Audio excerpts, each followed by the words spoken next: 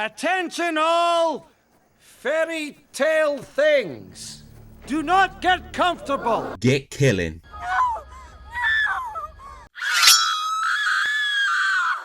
Looks like Uncle Howdy will be part of this universe. WWE Studios producing these movies would be great. Nah, not really. Wait, hold on, what the fuck? Oh, hell no! Oh my god, bro. Oh, hell no, man. What the? Let's be honest, we all should have seen this coming, shouldn't we? Despite the very low critic score for its first entry, the first Blood and Honey movie made money. So making another one was what was Best for business. Sorry, it's WrestleMania week. You can tell what I've got on the brain. A minor spoiler alert for Blood and Honey 2. This is where we get our first tease of the universe building for the Twisted Childhood universe. We see evil Bambi, evil Peter Pan, and evil Pinocchio. All the Disney characters in the public domain be like, How about a little heel turn? sorry, okay. No, I'm not sorry actually at all. Our first non-Pooh movie being served up is Bambi, The Reckoning. I mean, Bambi's already a horror movie on its own, if you ask me. Master Bambi! Don't look back! No, I can't play it. I can't play the rest of that clip. You know what happens. But we already have our first look at this new movie. Is that a pigeon? Blimey, he's a worse shot than me. And that's saying something. You ever shot a deer? No. What have you? There's somebody behind him. Oh, I think there's meant to be. Yeah. Once. You're the evil bastard that shot Bambi's mother.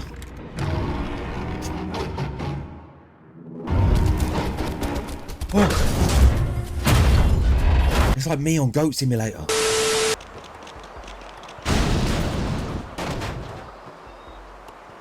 Okay, right. I think that's a... Wait, where have I gone? Can somebody pop the hood, please? What the fuck? So Bambi's avenging his mum's death against the evil hunter who shot her. I think we're all Team Bambi for this one, though.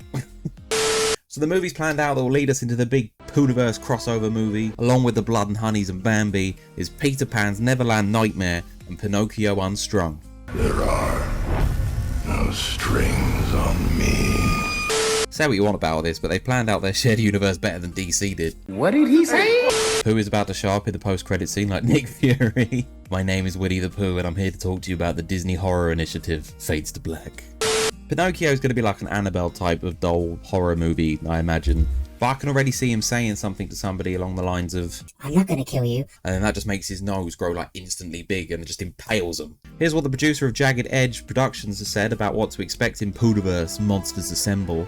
It will be complete carnage. We are heavily influenced by Freddy vs. Jason and the Avengers. Two movies that go hand in hand, obviously. We'd love to see a horror movie where the villains group together and are going after the survivors. We have some incredible set pieces in mind and some sequences I think will truly shock people. Oh, this is going to be cinema.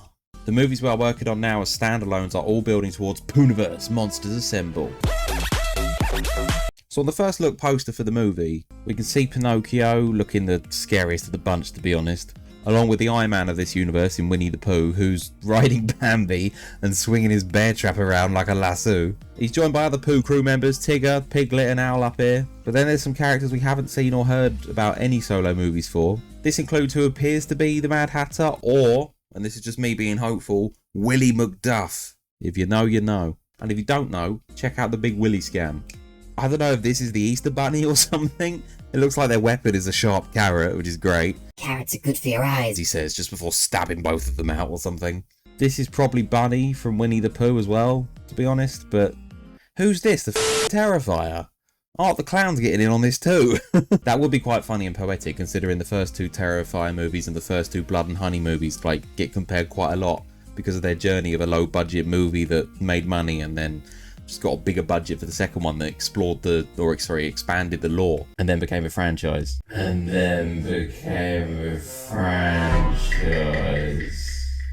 Although I did see on Twitter that some people were posting this pic, which is something called the Russian sleep experiment. It's your standard internet creepypasta urban legend thing. But yeah, that's the same thing, no?